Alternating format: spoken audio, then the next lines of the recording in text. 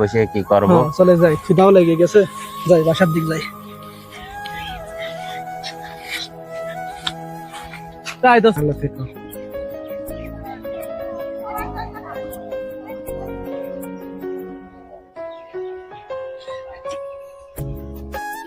কি যে করি, এত খরচ পাতি করিয়ে এই পেঁয়াজে কি খরচ করবে নি? যে সার মাটির দাম, পেঁয়াজ তো হইল না খুব একটা জটিল। মহাজনের এত টাকা কিভাবে পরিশোধ করব আমি চিন্তা ভাবনা করেই তো কুল পাচ্ছি না। মহাজনের তো টাকার ডেট সামনে আগে আইলিও।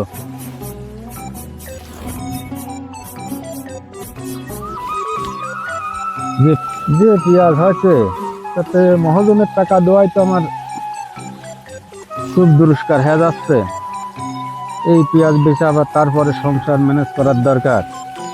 মহাজনের নয় আমি এক কোথাকে বুঝালাম, কিন্তু মহাজনের যে চামচা রয়েছে তার তো বুঝাইনি কঠিন।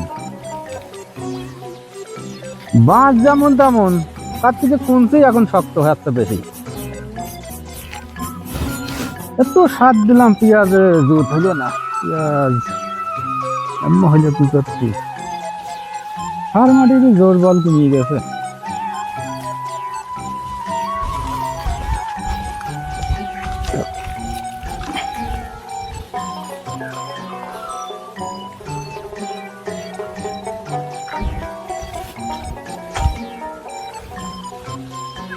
চাচা, নাসির চাচা নাকি?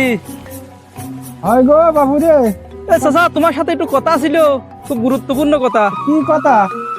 কাছে আসো চাচা, একটু কাছে আসো। আসুন চাচা, আসো, আইগো আসো। তা কি গল্প করবা? তা চাচা, কি পরিস্থিতি এখন সংসারের মাঠে ঘাটে কিভাবে? আর সংসারের পরিস্থিতি বাবু গল্প তো করবো, দাঁড়া তো গল্প হয় না, একটু বসি। আচ্ছা চাচা।